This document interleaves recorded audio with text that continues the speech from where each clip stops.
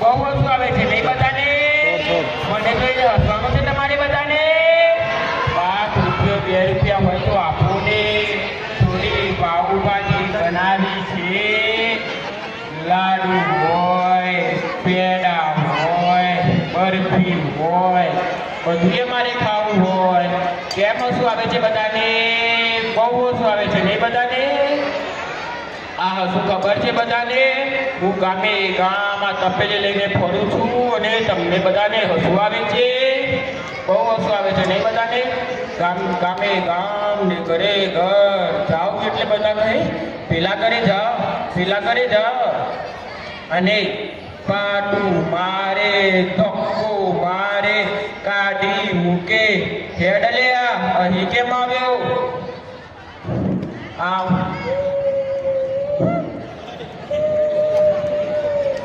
આ 2019 કોરોનાનો કારો કહેર આવ્યો અને એમાં મારા માતા પિતાજી મૃત્યુ પામ્યા. અને આ મૃત્યુ પામવાથી બાજુમાં પણ કોઈ વ્યક્તિ બોલાવે ને તો કહે એમનો સાથ ના આપતા, એમનો સાથ ના આપતા. કાકા, મામા, દાદા, ફોઈ, બહેન કોઈએ મારો સાથ ના આપ્યો. અને બધા કહે દૂર દૂર, દૂર જા, દૂર જા. નાનો એટલે દૂર રે, દૂર રે. અને બધા કહે કે આમનો સાથ ના આપતા, આમનો સાથ ના આપતા.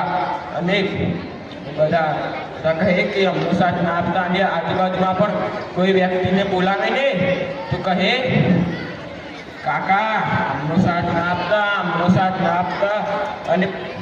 અને વૃક્ષ વગરની વીરડી અને ચંદ્ર વગરની રાહ અને ભણતર વગરનું જીવન એ થઈ જાય છે બરબાદ. હું ગામે ગામ જઈ કટકો રોટલી મળે તો લઈને ખાઈ લઉં અને મારું ગુજરાન હું ચલાવતો હતો. અને બધા મિત્રો પણ એવા મળ્યા કે લે માવો ખા. આમ કરતાં કરતાં મને વ્યસનના રવાડે પર ચડાવી દીધું. અને હું ગામે ગામ જાઉં, ભટકા રહ્યો. ભટકતો એક દિવસના સમયે હું આવો ભિખારી બની ગયો. અને આવો ભિખારી બની ગયો. બધા કહે કે તું બાજુનું નિશાળમાં જા, ભણી ગણીને હોશિયાર થા તો તને કોઈ બોલાવશે.